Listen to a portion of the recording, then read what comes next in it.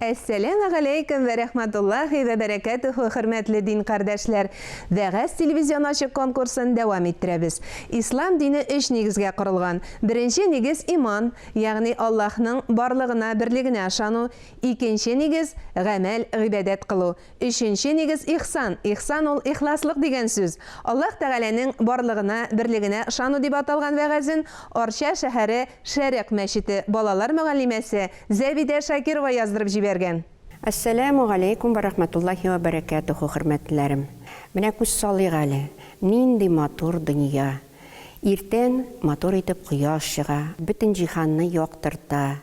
Анан карасак тирә-якка калын-калын урманнар, анда төрле-төрле үләннәр, чәчәкләр, куаклар, агачлар. Ул агачларда нинди генә кошлар сайрамый, урманда нинди генә җанварлар йөрми. Тагын да карасак, дала, болыннар, киң кырлар, болыннарда аллы-гөлле чәчәкләр, пишән үсә. Ә инде сулыкларыбызны күз алдына китерсәк, киң елгалар, тирән күлләр, диңгезләр, әлегә кадәр дә өйрәнеп бетмәгән дәрьялар. Буларны кем барлыкка китерде икән? Каян килделәр икән булар дип уйласак, әйе, без аны беләбез, без аңар инанабыз, ышанабыз. Бу Аллаһ Тәгаләнең безгә биргән нигъмәте, безгә күрсәткән рәхмәте. Ә булай икән шундый кешеләр безнең арада кытка салып, безнең күңелләребезгә шик салып, вәсвәсә салып йөрүчеләр. Менә шундый бер риваять сөйләп үтәсем килә. Әлеге заманда бер авылга бер кеше килеп кергән. Һәм ул авыл халкын җыеп, аларга вагаз сөйләмәкче булган.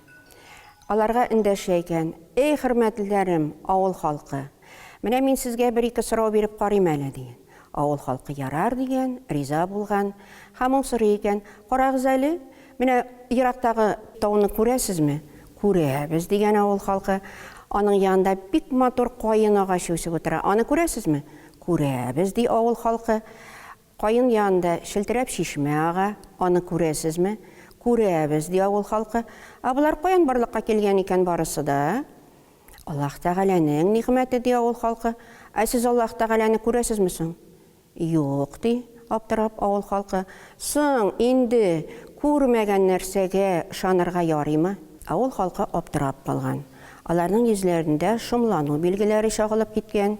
Шул вакыт алар арасыннан бик җыр телле авылның имамы чыкты да: "Эй хөрмәтле дин кардәшем" ди. "Мин дә авыл халкына бер-ике сорау биреп алыйм әле" ди. "Ярар, рәхим ит" дигән юлаучы. "Хөрмәтле авылдашларым, дин кардәшләрем, сез менә бу кешене күрәсезме?" "Күрәбез" ди авыл халкы. "Сез ул кешенең өстендәге җиләнен күрәсезме?" "Күрәбез" ди авыл халкы. "Ә башындагы кәпәшен күрәсезме?" "Күрәбез" ди авыл халкы. "Ә шул кәпәше астындагы миен күрәсезме сез?" "Юк" дип аптырап калган авыл халкы. "Соң, мие булмаган кешегә, күрмәгән нәрсәгә сез ничек итеп ышана аласыз? Әгәр дә аның акылы булса, аның башында мие булса, ул шушындый күфер сүзләр сөйләп йөрмәс иде." Авыл халкы шатланышып бер-берсенә карап куйды. Ә теге кеше юлаучы аптырап башын аска иде. Һәм шуннан соң инде барысы бергә җыелып илә намазына киттеләр.